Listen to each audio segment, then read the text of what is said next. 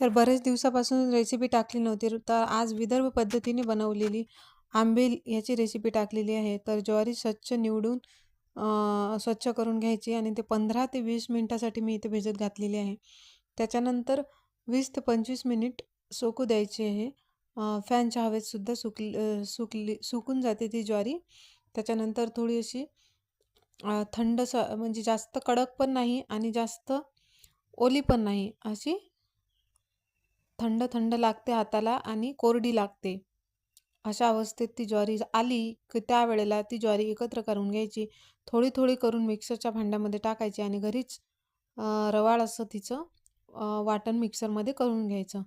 आता ते जे मिक्सरमध्ये वाटण केलेलं आहे ते नंतर बघू. तोपर्यंत एक दही घेतलेलं आहे, 1 वाटी घट्ट ते पातळ करून घेतलं.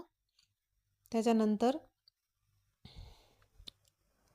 गाळून हे पीठ त्या दह्याच्या बनवलेल्या ताकामध्ये मिक्स करून घेतलं आणि ते 15 ते 20 मिनिटासाठी तसंच ठेवलं. आता आंबीलमध्ये टाकायचं काय, तर मिरे टाकायचे, त्याच्यानंतर खोबरं आणि त्याच्यानंतर थोडंसं चवीपुरतं मीठ नंतर आपण टाकणार आहोत. तर 2.5 ग्लास मी इथे 2 वाटी ज्वारीसाठी पाणी घेतलेलं आहे. 2.5 ग्लास पाण्यामध्ये माझी आंबील तयार झाली. तर पाणी ठेवत असताना त्याच्यामध्येच खोबरं आणि मिरे, मीठ टाकून घ्यायचं. ते नंतर व्यवस्थित शिजून तयार होतं.